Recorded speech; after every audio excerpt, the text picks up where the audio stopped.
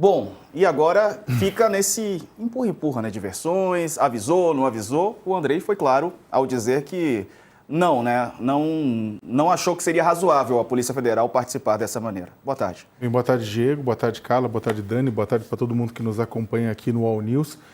Olha, é claro que e precisamos esclarecer exatamente porque neste momento, né, você tem políticos, principalmente no Rio de Janeiro, subindo em cima de uma montanha de corpos, sem braços, sem cabeça, pais, mães, tem gente lá dentro que está difícil de ser identificada, inclusive por conta de decapitação através de armas de grosso calibre.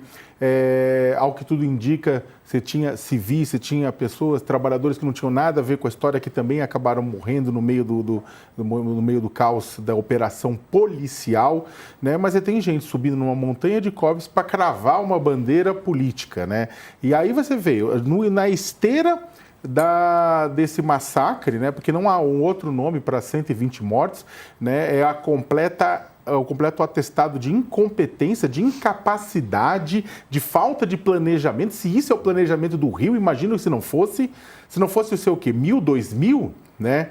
É a total falta de planejamento. Então o pessoal está aproveitando este momento para fazer o quê? Para fincar uma bandeira e dizendo é assim que se combate a criminalidade. Na verdade, é assim que se atua de uma forma criminosa e irresponsável. É claro que primeiro que é o seguinte, você está jogando policiais lá no meio da comunidade para matar e para morrerem. Policiais são trabalhadores também.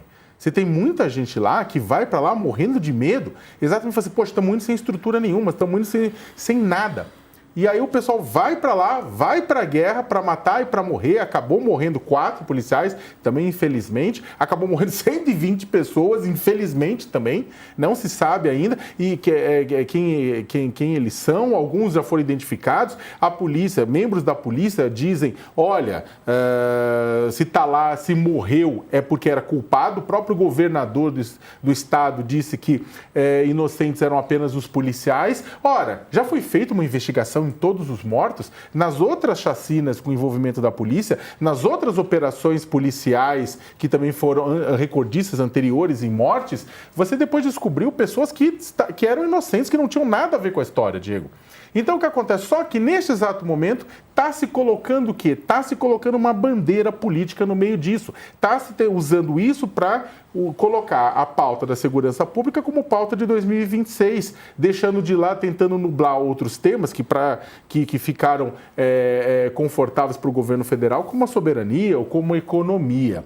A questão, no final das contas, é que o governo, e aí acho que é interessante citar, eu termino com isso, o governador Cláudio Castro deu uma declaração hoje, né, extremamente bizarra. É uma declaração que ecoa a ditadura militar, né, quando ele fala, olha, ou soma ou suma, né, ou seja, ou atua junto com a gente ou desapareça daqui.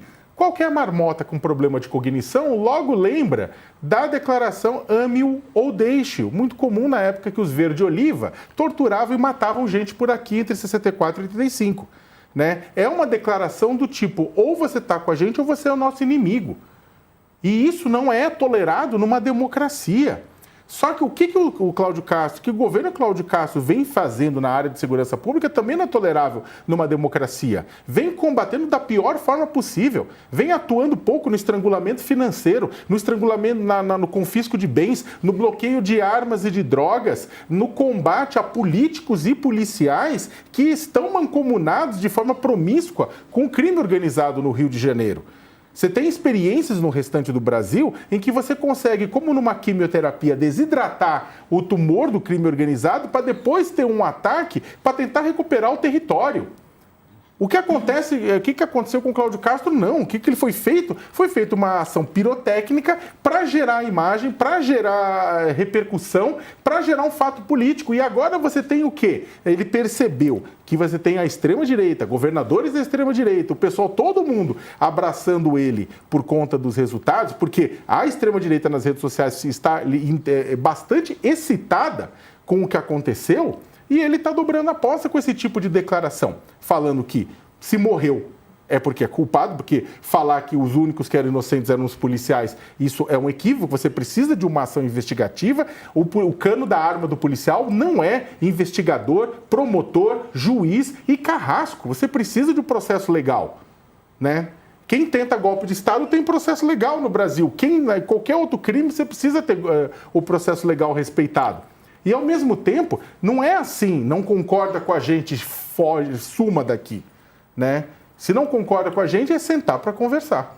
Olha, eu vou trazer aqui uma postagem que foi feita no perfil oficial da ONU no Brasil, uma mensagem que foi disparada pelo secretário-geral da ONU, Antônio Guterres. O uso da força em operações policiais deve respeitar as leis e normas internacionais de direitos humanos. Nessa declaração, o porta-voz do secretário-geral das Nações Unidas emite a declaração sobre a situação no Rio de Janeiro. O secretário-geral está profundamente preocupado com o grande número de vítimas durante a operação policial realizada ontem nas favelas do Rio de Janeiro. Ele enfatiza que o uso da força em operações policiais deve respeitar as leis e normas internacionais de direitos humanos e insta as autoridades a realizarem uma investigação imediata. A gente já está aqui para conversar daqui a pouquinho com a representante da Defensoria Pública do Estado do Rio de Janeiro, mas antes, deixa eu ouvir a Carla Araújo também. Carla, boa tarde para você. Boa tarde, Diego. Boa tarde, Dani. Boa tarde, Sakamoto. A gente hoje está num dia, né, esse dia seguinte dessa operação, com imagens extremamente chocantes e muito tristes, né, Diego? E aí aqui em Brasília não tem como ficar, né, fora. Eu acho que o Saka colocou muito bem, a Dani também escreveu, eu escrevi sobre essa questão do palanque de 2026, né? Ontem, o Lula ainda está na agenda da Ásia, os auxiliares do presidente já começaram a se reunir, a primeira avaliação foi essa.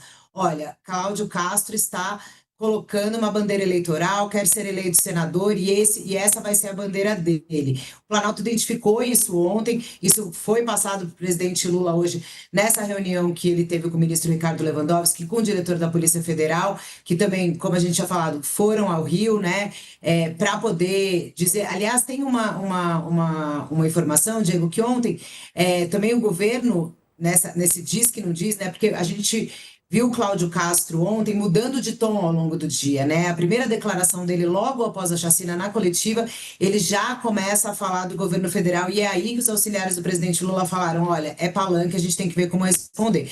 Como é que está respondendo o governo? De uma forma tentativa, né, de responder de uma forma mais republicana possível. Por isso também essa comitiva de autoridades do governo indo ao Rio para dizer, bom, estamos aqui à disposição com todos os aparatos que podemos para auxiliar o governador do estado. E aí, Diego, é a hora, enfim, a gente vai ver ainda nos próximos dias, né? Muito choro, muito, assim, a gente vai ter muitas cenas tristes, porque, como o Saka colocou, é difícil a gente imaginar num julgamento tão rápido de que essas 119 vítimas são todos criminosos, né? A gente sabe, infelizmente, que no Brasil pretos e pobres morrem muito mais, né? E a gente sabe que essas operações, bom, a gente tem aí, né, o UOL, com muitas reportagens mostrando o relato de pessoas contando o abuso aí, da forma como os policiais entraram nessa operação. Enfim, acho que tudo tem que ser apurado, a gente tem que deixar, de fato,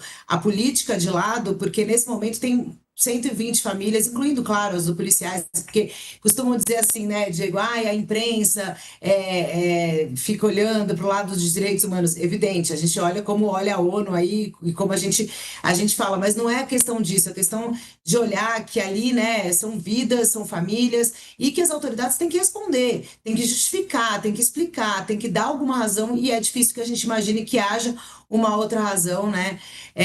Senão, enfim, algo bastante ideológico, que é a característica aí, como o Saka colocou bem, do governador Cláudio Castro, que tem subido nesse palanque com esse discurso também do lado, né, da direita, que a gente tem visto que eles estão fazendo nas redes, é justamente tentando colocar mais política de, olha, estão defendendo o bandido e não defendem os policiais. E não é isso. A gente sabe que toda a vida importa e hoje é um dia muito triste para o Brasil como um todo, né?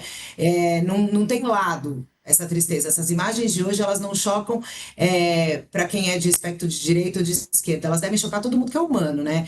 Então, assim, enfim, é um dia triste, a gente tem que ver aí os desdobramentos disso, como é que vai ser. Agora, até uma curiosidade, né? Agora, nesse momento, está acontecendo no Palácio do Planalto a posse do Guilherme Boulos como ministro da Secretaria-Geral da Presidência, posse essa que, inclusive, alguns auxiliares do presidente Lula diziam hoje de manhã que não havia clima para acontecer, que o cenário não era muito bom. E aí, uma última questão, o presidente Lula chegou há pouco lá na cerimônia e estava de preto, Diego, pelo menos numa questão simbólica aí de mostrar um pouco dessa indignação e do que o presidente Lula, como relatou o ministro Ricardo Lewandowski, ficou bastante estarrecido com as imagens e com as informações que recebeu hoje. Enfim, Diego, acho que a gente vai ter que acompanhar, né, que, como eu disse, são desdobramentos muito tristes para todo mundo.